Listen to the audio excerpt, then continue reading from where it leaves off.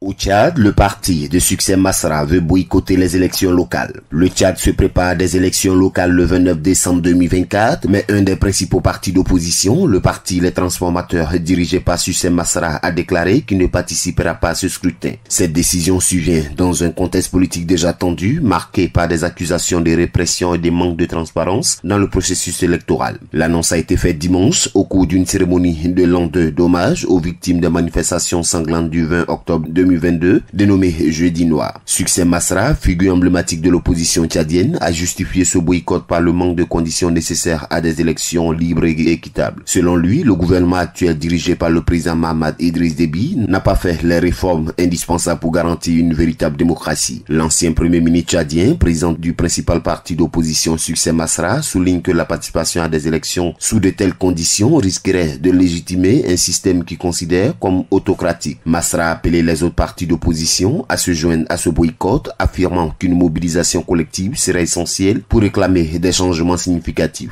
Aujourd'hui, dans ces conditions, participer aux élections reviendrait purement et simplement à servir de caution à l'installation de l'apartheid et de caution à un résultat qui est déjà dans les ordinateurs du camp en face.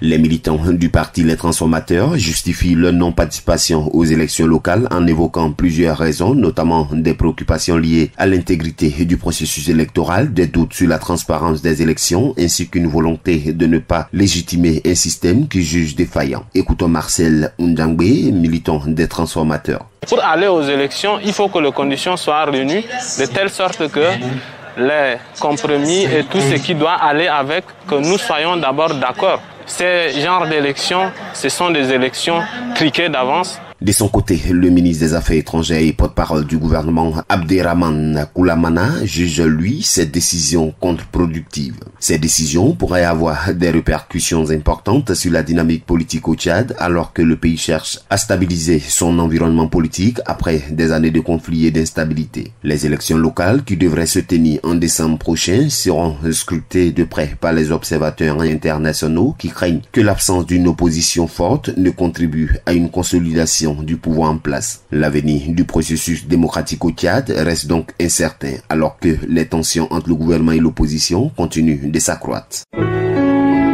Accra, agence presse, radio et audio.